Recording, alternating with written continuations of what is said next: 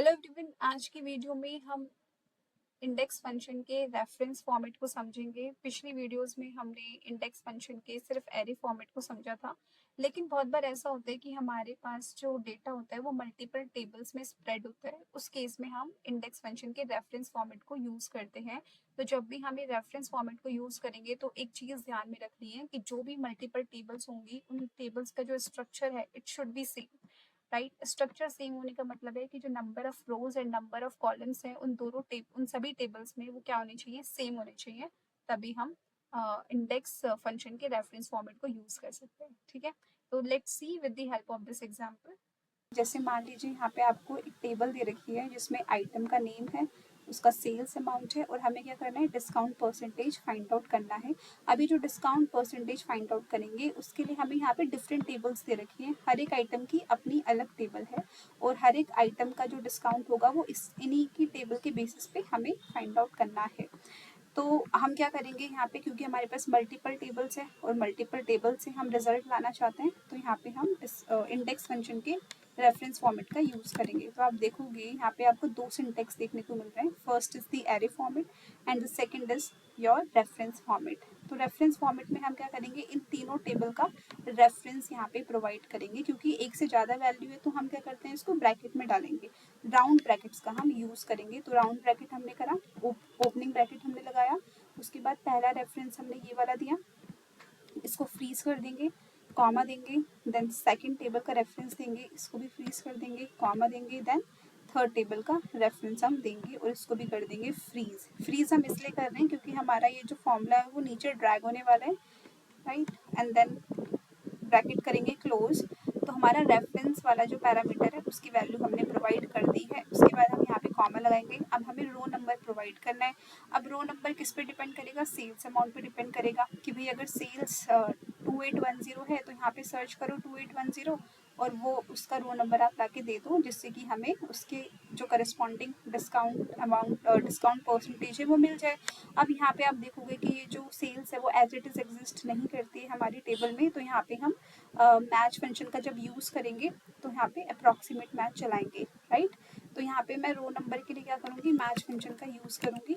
Then lookup value is this, comma. इसको कहाँ पे सर्च करना है, आप क्या कर सकते हो, इन तीनों टेबल में से किसी भी एक टेबल का क्या करो, ये जो सेल्स अमाउंट है वो क्या कर लो, सेलेक्ट कर सकते हो। और इसको हम बाकी आइटम्स के लिए भी यूज़ कर सकते हैं, क्योंकि हर एक केस में आप देखोगे कि जो सेल्स अमाउंट है वो क्या है, फिक्स है ना, एक जैसे है, सेम है। तो यहाँ पे हमने इसको यूज़ करा।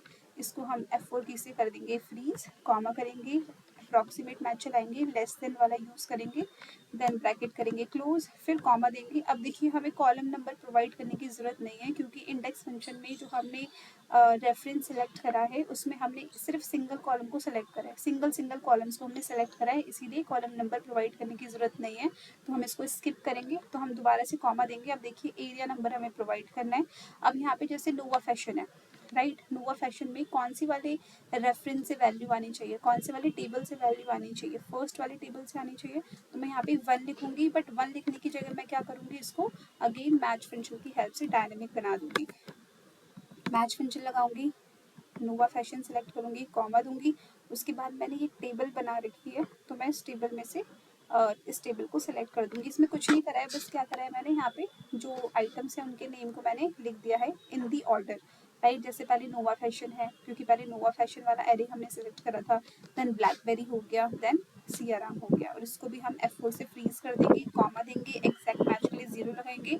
अब यहाँ पे दो ब्रैकेट क्लोज करेंगे, एक मैच फंक्शन का और दूसरा इंडेक्स फंक्शन का। तो हमने दो ब्रैकेट लगाया, एंटर पे क्लिक करोगे एंड देन आपको क्या करना है, सिंपली बाकी सेल्स में भी इसको फॉर्मूले को अप्लाई कर देना है। तो आप देखोगे you are getting the right result. ठीक है, अब यहाँ पे यूजिंग वी लुकअप भी है, यानी कि जब आप एरिया नंबर आपने ये प्रोवाइड करा तो यहाँ पे एरिया नंबर प्रोवाइड करने के लिए आप मैच फंक्शन की जगह वी लुकअप फंक्शन का भी यूज कर सकते हो। राइट, वी लुकअप फंक्शन के केस में आपको ये एंटायर टेबल सेलेक्ट करनी होगी। जैसे मैच फंक्शन के केस में हमने सिर्फ सिंगल ये वाला जो रेंज है वो सिर्फ यही रेंज सेलेक्ट करेंगे, बट वी लुकअप के केस में आपको एंटायर रेंज सेलेक्ट करनी होगी। तो मैं आपको दिखा देती हूँ उसको भी। तो मैं क्या करूँगी, सेम फॉर्मूला यही रहेगा, बस लास्ट वाला जो आपका पैरामीटर है वो चेंज हो जाएगा।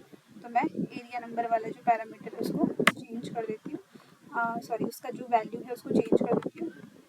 बाकी सब सेम ही रहेगा, बस जो लास्ट वाला पार्ट होगा वो चेंज हो जाएगा, यानी कि एरिया नंबर वाला। तो यहाँ पे मैं वी लुकअप फंक्शन यूज़ करूँगी।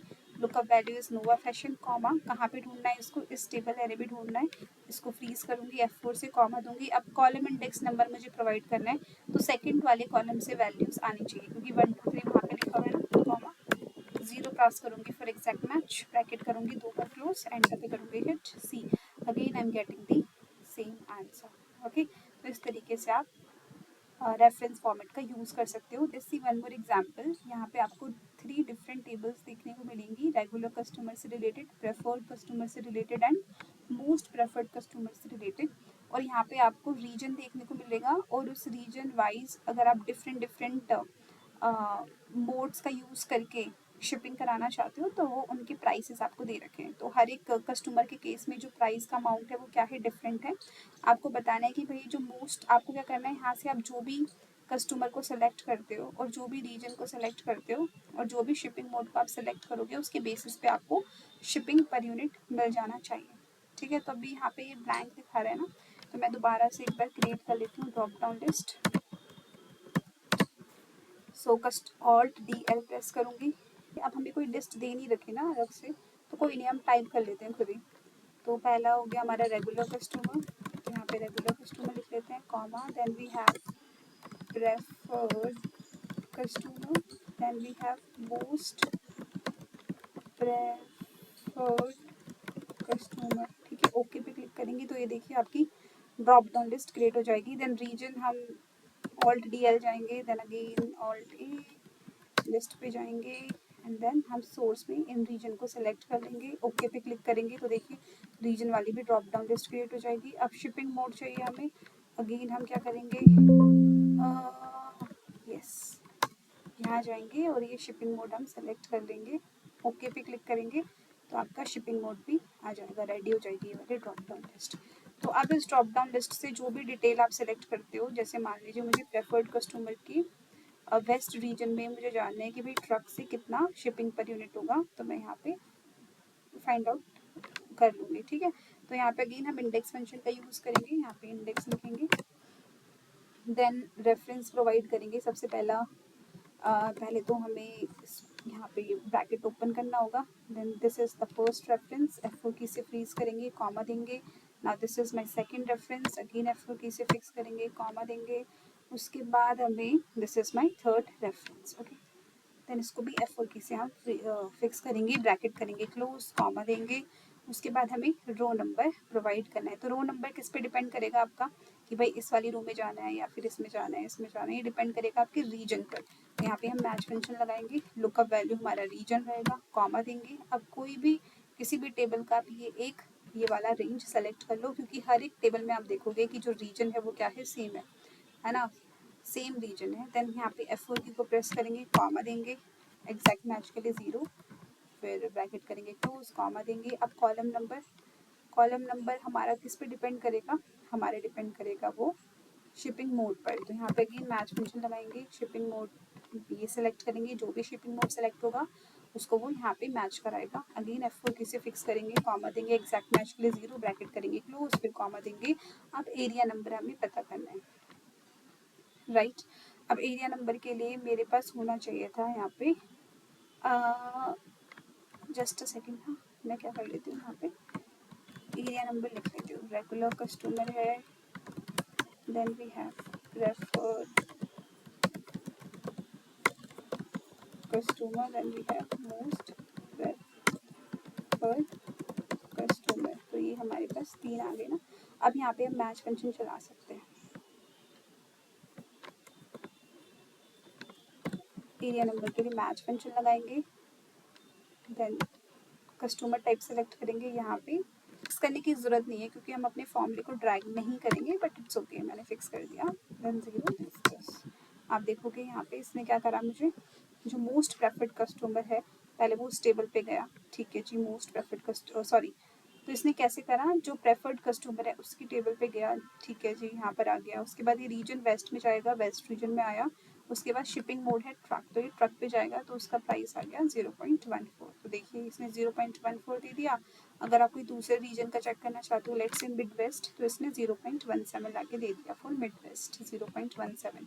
तो इस तरीके से आप इंडेक्स फंक्शन के रेफरेंस फॉर्मेट को यूज़ करके अपना रिजल्ट ला सकते हो।